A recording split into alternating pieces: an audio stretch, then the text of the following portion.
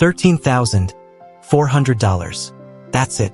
That's the entire price tag on this Barndominium, and it's not a typo, and it's not a shed dressed up for the camera. It's less than the average down payment on a regular house in America right now. Less than a lot of used cars. Less than what some people pay for a kitchen remodel. So today we're walking through exactly how this thing was built, what's actually inside that price, and more importantly, what is not inside that price, because that part is where most budget Barndo videos lie to you, and we're not going to do that. Before we get into it, if you're into budget builds, tiny homes, and Barndominiums that actually make sense on paper, hit subscribe because we're covering way more of these this year. And I want to know something from you down in the comments. Would you actually live in a tiny cliffside home like the ones we featured before up on the edge? Big drop, big view? Yes or no? Tell me why. Now let's get into this build, because there are a few surprises coming, including one safety detail that almost every budget Barndo video online conveniently skips. Rent versus own. At a totally different price point, here's the math that's driving this whole trend. A national 2026 breakdown of Barndominium costs pegs a fully finished home at somewhere between $65 and $160 per square foot, with the average finished Barndominium landing around $230,000 all in. That's a real, permanent, code-compliant house. But not everyone is trying to build that house right now. Some people are trying to get a foothold, a paid-off structure on paid-off land before they ever touch a 30-year mortgage. Land first, house second, that's the strategy behind a build like this one. Buy raw land, drop a small steel shell on it for under $15,000, live in it or use it as a base camp while you build equity and expand later if you want to. It's the same logic that's made small Barndominiums one of the most searched home building topics in the country over the last couple of years. Who actually buys the $13,000 version? This isn't the family of 5 forever home crowd. This is the weekend hunting camp. The first structure on a bare piece of land before the well and septic go in. The person who wants a legal, insurable, steel-framed space to sleep in while they build something bigger next door. Know your buyer, and a number like $13,400 makes a lot more sense. How small is small? Let's talk numbers. Because Barndominium usually conjures up images of a 2,000 square foot home with a 3-car garage attached. This is not that. Structures in this price range are almost always in the 200 to 400 square foot range DIY kit territory, the same category as the $10,000 and under shell kits that companies specifically market to owner builders. Every design decision here is built around that footprint. One room, doing 5 jobs inside. There's no hallway wasting square footage. No wall separating a living room from a bedroom. Sleeping area, kitchenette, and a small sitting space are arranged along the perimeter, which leaves the center of the room open and keeps the whole thing from feeling like a hallway you sleep in. A loft, even a small one, is the single most common move in this size class, because it effectively doubles usable space without changing the building's footprint or its cost per square foot. Windows doing the heavy lifting in a small space. Natural light is what separates cozy from cramped. Larger than expected windows on at least 2 walls, positioned to cross-ventilate, are doing a lot of the work here. No drywall budget, no fancy trim, just glass placed where it counts. Steel siding, on purpose the exterior is steel, not because it's cheaper up front. Steel siding actually costs a bit more per square foot than basic wood siding, but because it's maintenance-free. No repainting, no rot, no pest damage. Over a 10 or 20-year window, that decision saves real money, which matters even more on a budget build where there's no cushion for surprise repairs. Here's the part most videos skip, and now the detail that a lot of budget Barndo content conveniently leaves out. Multiple 2026 builder sources are blunt about this. Kits priced at roughly $13 to $20 per square foot are typically light gauge, agricultural grade packages, meaning they were engineered to shelter equipment or livestock, not to meet residential building code. That doesn't mean this build is unsafe. It means the difference between shed you sleep in and code-compliant tiny home comes down entirely to what happens after the kit arrives. What actually makes it code legal for this structure to be a legitimate residential dwelling and not just an outbuilding? It needs stamped engineering plans matched to the local wind and snow load requirements, proper anchor-bolted connections instead of basic screws, and a permitted foundation, not just a gravel pad. Builders in wind-prone states are explicit about this. Agricultural kits without that engineering package will cost you more bringing them up to code later than if you'd bought the properly engineered version from the start.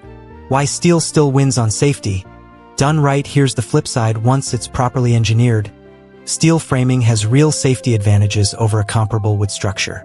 It's non-combustible, it doesn't attract termites, and a clear-span steel frame has no load-bearing interior walls, which actually makes it easier to reinforce or retrofit a safe room later if the budget allows. Steel-framed homes can also translate into meaningfully lower insurance premiums over time compared to wood frame construction, specifically because insurers price in that fire and pest resistance. The honest breakdown now. Let's do the number nobody wants to do. What $13,400 is actually paying for versus what's still coming out of pocket. That figure covers the shell kit itself: steel frame, wall panels, roof panels, and basic openings. It does not typically include the foundation, delivery beyond a standard radius, windows and doors at anything beyond builder grade, insulation, electrical, plumbing, or interior finish work. On a per square foot basis nationally, interior finishing alone can add anywhere from about $25,000 to over $100,000 on a larger home scale. Down to this footprint. That's still real money, even if it's a small fraction of that range. Where the real savings come from, the actual reason this stays this cheap, is threefold. First, the footprint under 400 square feet means every material line item is small. Second, DIY labor: a shell this size can genuinely be assembled by 2 people without a crane crew, and every hour of skipped labor is money saved. Third, no attached garage or shop space, which is where a lot of Barndominium budgets balloon, since shop space alone typically runs $25 to $45 per square foot on top of the living area. Comparing it to that down payment headline, so back to the headline. The median down payment on a home purchase easily clears this number in most U.S. markets in 2026, which is a genuinely fair comparison for the shell kit alone. What it is not a fair comparison to is a finished, livable, permitted home, which even at this tiny scale will run several multiples higher once foundation, utilities, and interior work are added. That's not a knock on the build.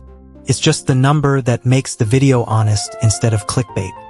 Fact 1: Barndominiums barely save what people think. Most people assume Barndominiums cut home costs in half. The real 2026 numbers say the actual savings against a traditional stick-built home is closer to 15 to 25% in most markets, not 50. A lot of that expected savings gets eaten by spray foam insulation, which costs more than fiberglass bats, and by bigger HVAC equipment needed to cool the high ceilings and open floor plans Barndos are known for. Fact 2: the shell is only 15 to 25% of the total cost across the industry. The number everyone quotes: the shell price typically represents only 15 to 25% of what a finished home actually costs. That's true whether the shell costs $13,000 or $130,000. It's the single most misunderstood number in this entire niche. Fact 3: steel goes up in weeks, not months. A steel shell like this one can typically be erected in 1 to 3 weeks, compared to months for a traditional wood frame. For a build this small, that timeline shrinks even further. Some 2-person crews report a shell like this closed in over a single long weekend.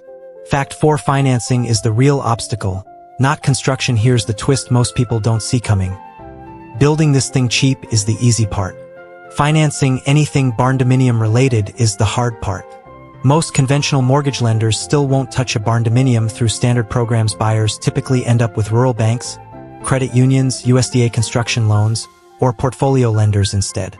Which is exactly why so many people go the cash and land route this video is built around in the first place. Stepping inside: alright, let's actually walk through it.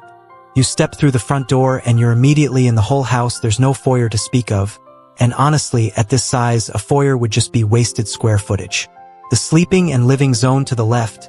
The bed sits tucked under the loft overhang, which gives it a partially enclosed, more private feel than you'd expect from a totally open room.